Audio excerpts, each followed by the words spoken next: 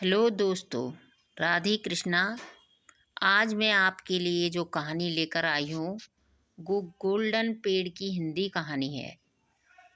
अभी काफ़ी रात नहीं हुई थी, सभी लोग जाग रहे थे, लेकिन सभी लोग धीरे धीरे सोने की तैयारी भी कर रहे थे। इस कहानी में गोल्डन पेड़ होता है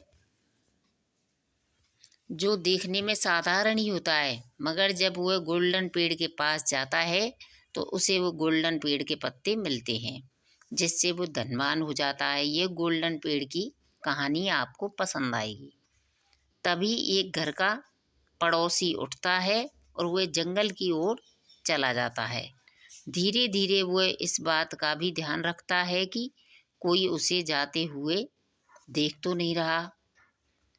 उसके पड़ोसी को हमेशा यही बात सताती थी कि वो इतना जल्दी धनवान कैसे होता जा रहा है, जबकि उसकी स्थिति में काफ़ी बड़ा बदलाव आया है, जो कि हमें आज दिखाई दे रहा है। इससे पहले तो मुझे नहीं लगता था कि वह बदलाव आएगा।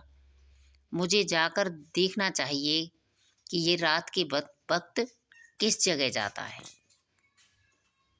आज उसका पड़ोसी भी उसके पीछे पीछे जा रहा था, क्योंकि वह बात का पता लगाना चाहता था कि वह किस जगह पर जा रहा है। तभी वह कुछ दूरी पर जाकर रुक जाता है।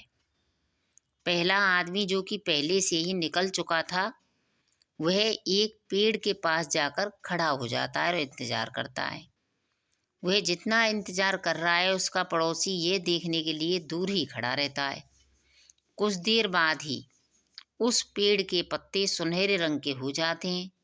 ऐसा लगता है सभी पत्ती सोने में बदल गई हैं। वे उनमें से कुछ पत्तों को तोड़ता है और अपने पास रख लेता है। ये सब कुछ दूरी पर खड़ा हुआ उसका पड़ोसी देख रहा था। वह समझ गया था कि यह पेड़ सोने का है। इसकी वजह से वह अमीर बन गया है और आज से मेरी हालत बहुत ज़्यादा बिगड़ गई है। जब वह चला जाता है तो उसका पड़ोसी भी उस पेड़ के पास जाकर उन पत्तों को तोड़ने की कोशिश करता है, लेकिन उनमें से जितने भी पत्ते वह तोड़ता है वो साधारण ही नजर आते हैं। कुछ देर बाद वह पूरा पेड़ ही साधारण पत्तों से भर जाता है। ऐसा अचानक क्या हो गया था? उसको अभी सभी सुविधाएं मिलती हैं। मैं जब पत्ते तोड़ने लगा तो सारे पत्ते साधारण हो गए। मुझे कोई भी सुविधा नज़र नहीं आ रही थी। ऐसा क्यों हुआ, उसकी समझ में बिल्कुल भी नहीं आ रहा था।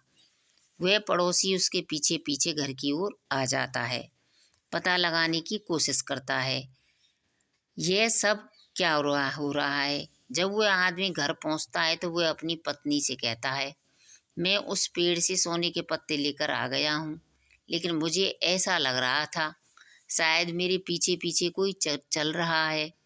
आज मुझे इस बात का पूरा यकीन तो नहीं है, लेकिन कुछ आभास ऐसा हुआ था कि कोई मेरा पीछा कर रहा है।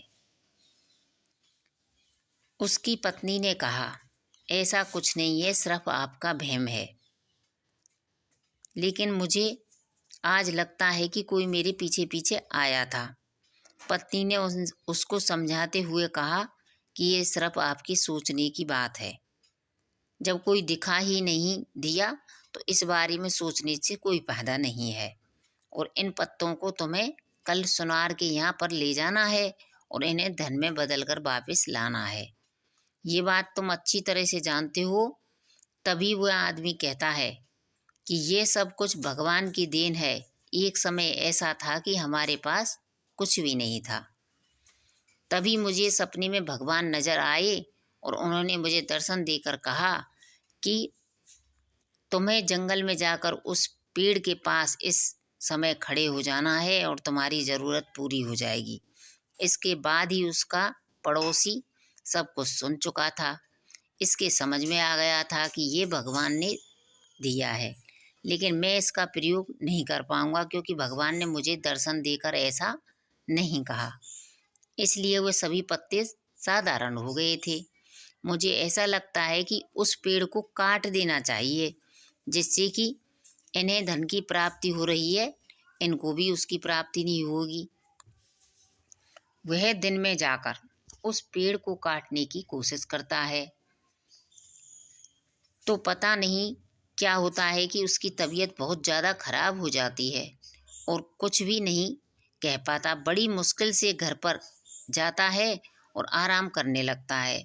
वह समझ जाता है कि ये सब कुछ भगवान ने किया है, क्योंकि वह पेड़ को काटने गया था। इसी कारण भगवान ने मुझे ये सजा दी है कि मैं बीमार हो गया।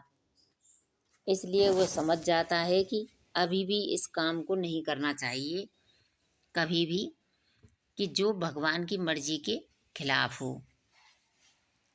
वह आदमी कभी भी जंगल की ओर नहीं जाता है और इस बात को भूलने की कोशिश करता है कि वह जानता है कि इसमें कुछ भी नहीं ले सकता, इसमें से मैं कुछ भी नहीं ले सकता। हम अपने जीवन में बहुत कुछ सोचते हैं कि हमें यह सब मिलना चाहिए जो कि सभी को मिला है, मगर ऐसा नहीं होता है। जो भगवान देते हैं हमें उसी में खुश रहना चाहिए, तभी हम खुश रह सकते हैं। इन बातों को नहीं सोचना चाहिए कि हम नहीं ले सकते हैं तभी हम जीवन में अच्छा कर सकते हैं। तो जो जिसकी किस्मत में होता है वह उसी को मिलता है। यह प्रेरणा हमें इस कहानी से मिलती है। दोस्तों, अगर मेरी कहानी आपको अच्छी लगी हो तो प्लीज़ इसे शेयर करें, लाइक करें और एंड तक देखने के लिए धन्यवाद।